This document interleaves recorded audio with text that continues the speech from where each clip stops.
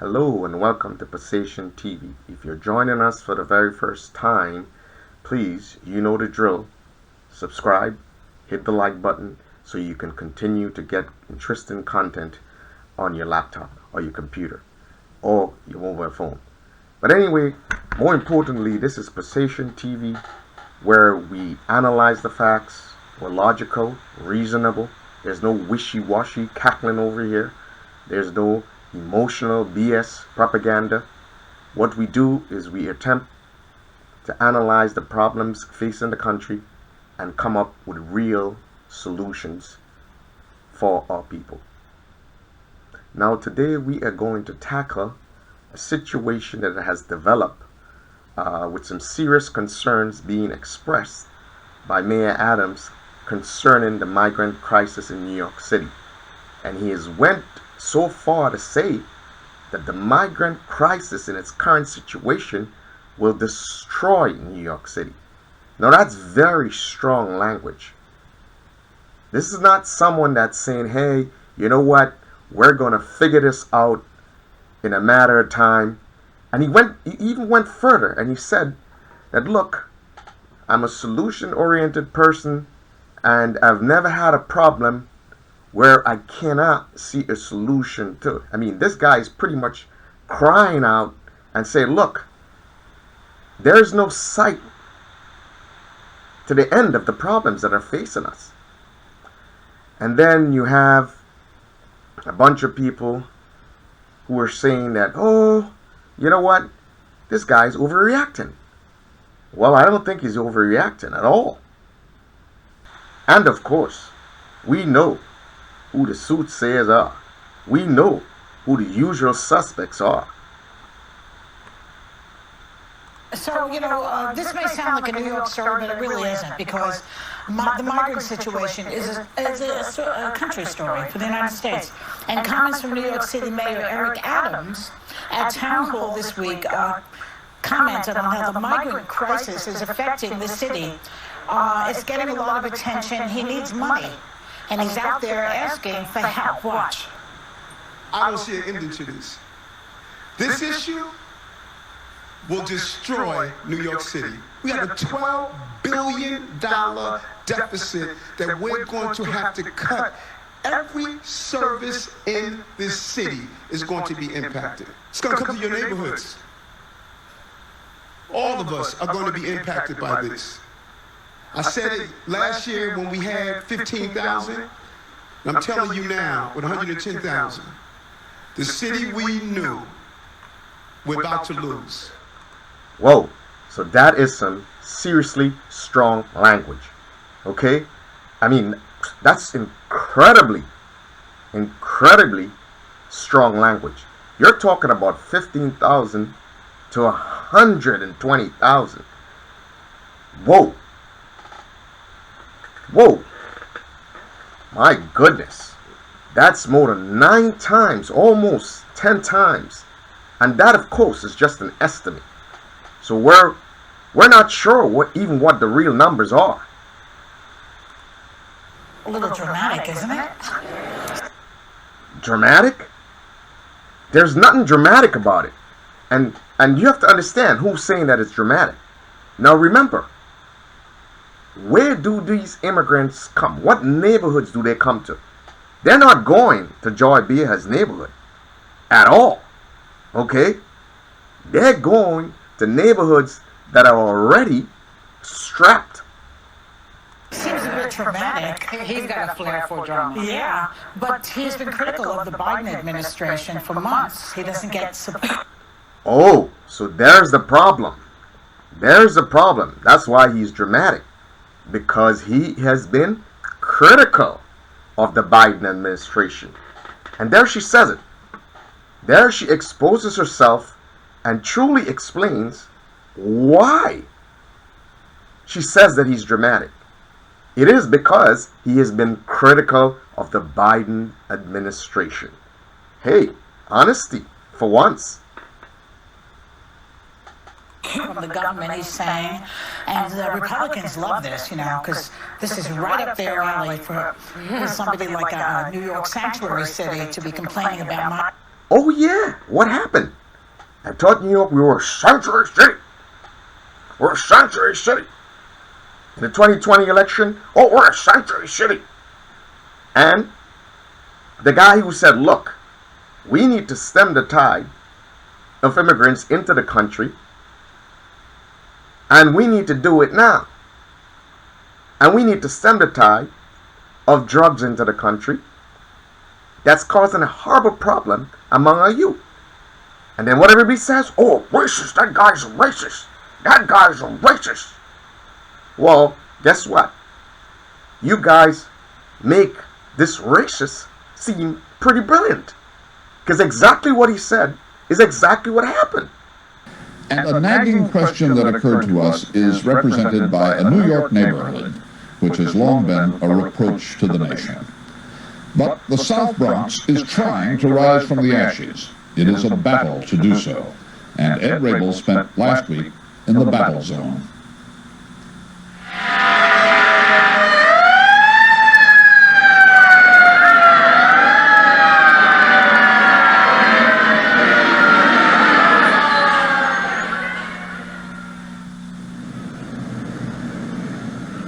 It was like the moon now, nothing but minerals.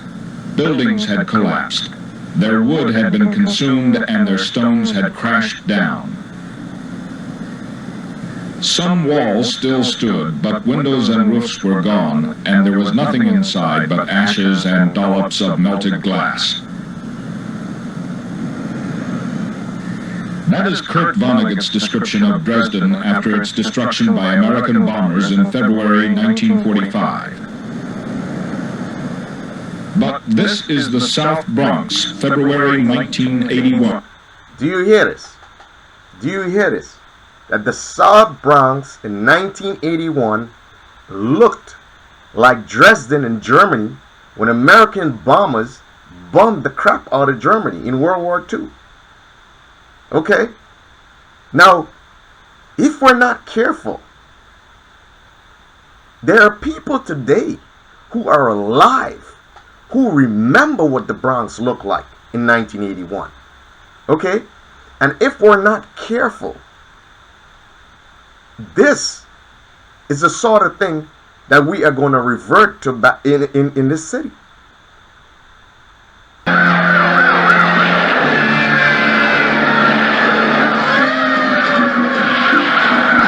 He calls it Fort Apache. Hollywood's version of the South Bronx started playing at theaters nearly everywhere. This is what is coming to your city, guys. This is how it starts. Just like the progression to economic prosperity was slow and gradual and then peaked, it's the same thing, and it's the same way the descent into decadence takes place. You don't see it, because if you see it, you would panic and you would immediately take care of it, and you will deal with it. And that means we will never have situations where the society gets out of control. But it creeps up on you, and it happens and it overtakes you when you're not looking, like a thief in the night. And this is how it starts. Now the mayor says, look, I gotta cut $12 billion from city services. So what do you think that is going to do? And who do you think will be most impacted by those cuts? Joy Bear ain't going to be impacted by those cuts. Anna Navarro is not going to be impacted by those cuts. Again, it's going to be New Yorkers who need those cuts most. These are the ones who will be affected by those cuts.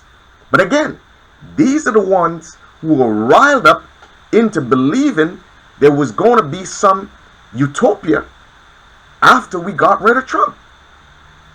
After we got rid of racist Trump, there was going to be some sort of utopia. And we all were going to sit around the fire singing Kumbaya. Well, we're not singing Kumbaya. I mean, the mayor is not singing Kumbaya. And he has inside information as to what is going on. So this is how it starts. It starts with, oh, we got to make cuts. Anytime you hear government says we got to make cuts, it's a signal. Look out. It's coming. Okay? It is coming. Anytime you hear they say, look, we got to make cuts, it's coming. Because what inevitably ends up happening is that it starts off with small cuts. And then slowly it progresses to bigger cuts. And before you know it, you're deeply in the red. And the things that you took for granted, like basic policing, basic city services, are no longer available. So this should be deeply concerning to every New Yorker. You should sit there and ask yourself, what the hell is going on? And then some will say, oh, well, we just got $100 million from the feds. Well, let's do the basic arithmetic, okay? $100 million. Based on what the mayor has said, it's what, over 100,000 migrants to deal with? So let's do the math. You got $100 million and you got 100,000 migrants to deal with. Now tell me, how does that impact dealing with 100 migrants? You're talking about what? What are you talking about? You're talking about $1,000 per migrant. Now you and I know, how long would that last you? If I gave you $1,000 right now, how long would it last you? 2 weeks? Can it pay your rent? Can it buy you food for more than 2 weeks and pay your rent? Okay. Okay. So we're talking about cuts of 12 billion. Okay? And we're getting 100 million. Now, do you see the disparity in the numbers?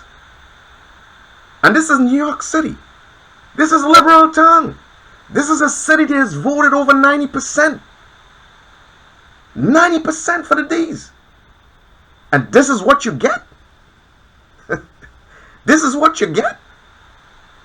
Take a hard look at yourself.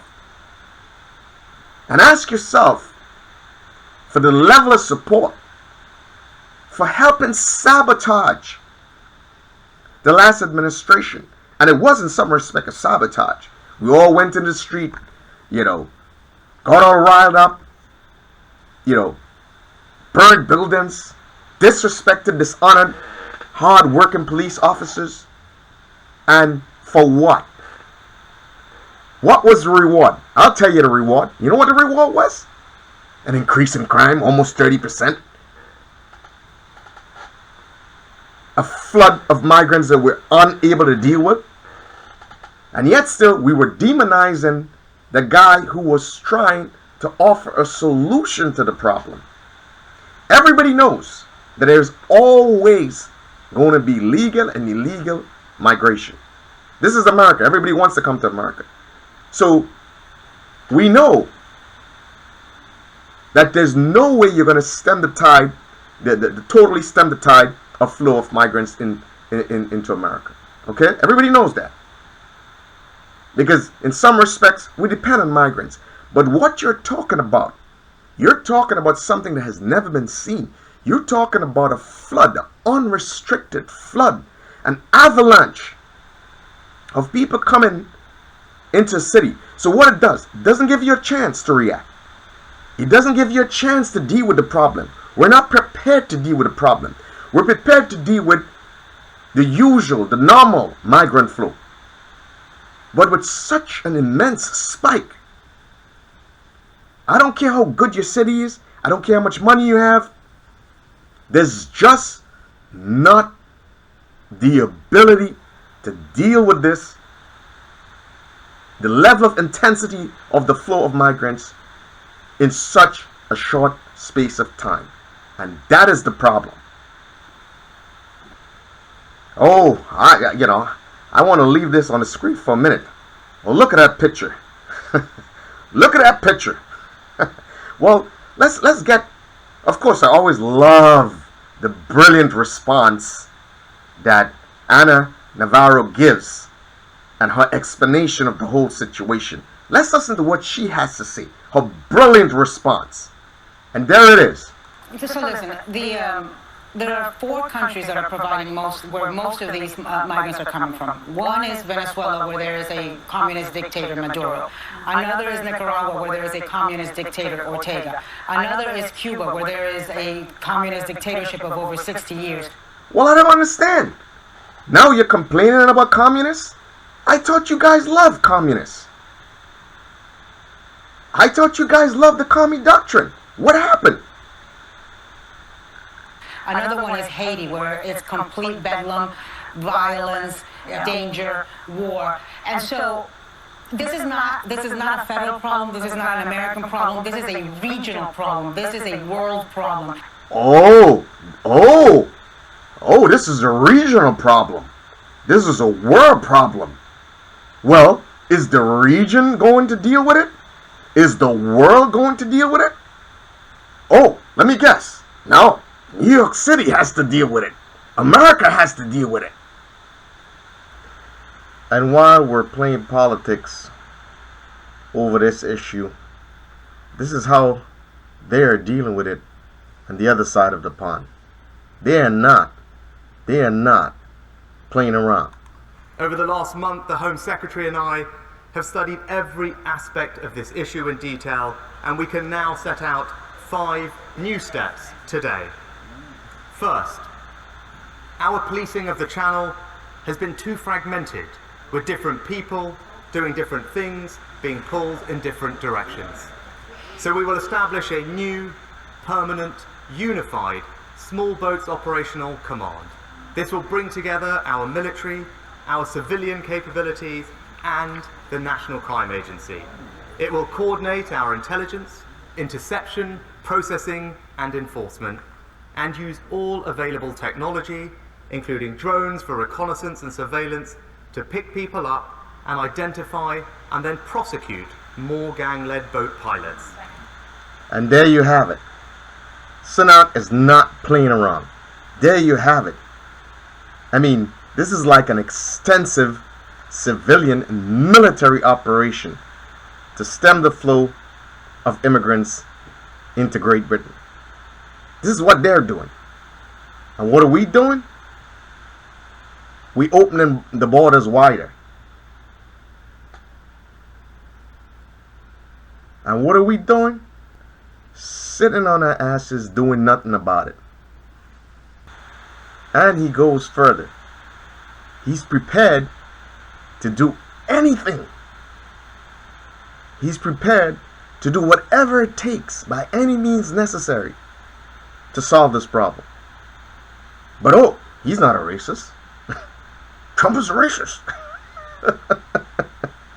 I am prepared to do what must be done. So early next year, we will introduce new legislation to make unambiguously clear that if you enter the UK illegally, you should not be able to remain here. There you have it. There you have it. But the rest of the world looks at us and says, oh, we shouldn't be building borders. We should be tearing down borders. And I think it takes everybody sitting together, not being performative. What is being performative?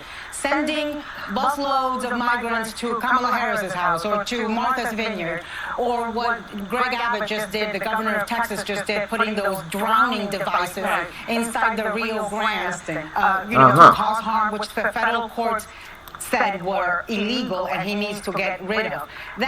It's just amazing how these people use emotional words. It's just amazing. Performative. What we need is legislation. We need cooperation with other countries. We need cooperation with refugee resettlement programs worldwide, so not everybody comes to the United States.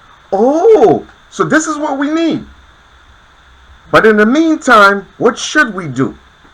In the meantime, we should have open borders. So there it is. She says we need regional cooperation. We need international cooperation. So you would think, while we wait on those regional cooperation and international cooperation to get things done, then we should first and foremost protect America so that we are not totally burdened. So that we are not totally burdened in dealing with this issue. But no, you have all these lofty ideas, and it's so contradictory. We should leave our borders open. So we are the ones end up dealing with the problem. And then you went after a guy and you call him a racist and you demonize him when he had the best solution to the problem. When he says, look, let's not incentivize people to come into the country illegally. Let's not incentivize people to come to the border. Let's have a remain in Mexico policy. As a matter of fact, to me, it seems that the Mexican government was in agreement with that policy. I don't think they're having fun dealing with all these people passing through their borders, overrunning their borders, and all the associated social problems that they have to deal with. Okay? So that's a reasonable solution. But no. He's a racist. He's a racist. And we're a sanctuary city. Yes, we are a sanctuary city. United States. I do think that the federal government is doing many things. They have prioritized asylum seekers. They've instituted a parole program specifically for those 4 countries. But frankly, I think we need to find... Yeah, they're doing many things. And you're talking about legal asylum seekers. They're doing many things. What are they doing to protect and in the meantime seal off the border and stem the flow of immigrants? What are they doing currently to stem that flow? If they were doing something, you would not have millions of people crossing our border in the last couple of years. Period. We've dealt with this before. I lived in Miami. I was a migrant, an immigrant in Miami in the 80s. You'll remember when we had the Mariel boat lift. 125,000. Yes, we've dealt with it before. Exactly. That's why we know that it creates loads and loads of problems in the short term. You're absolutely right. And those who do not learn from past experiences are destined to repeat those mistakes. Period. And Cubans came in a matter of 6 months. It puts tremendous stress on a city, on a community, on the social So you do understand. They need to be resettled elsewhere. They need to be out. Oh, and there she goes. Oh, they need to be resettled elsewhere. This is her solution. So don't just let this be a New York City problem. Are you listening to what Chicago is saying? Are you listening to what other big cities are saying? You think that they are willing to accept the problems that New York City currently has? Sometimes I believe that these people just talk for talking's sake.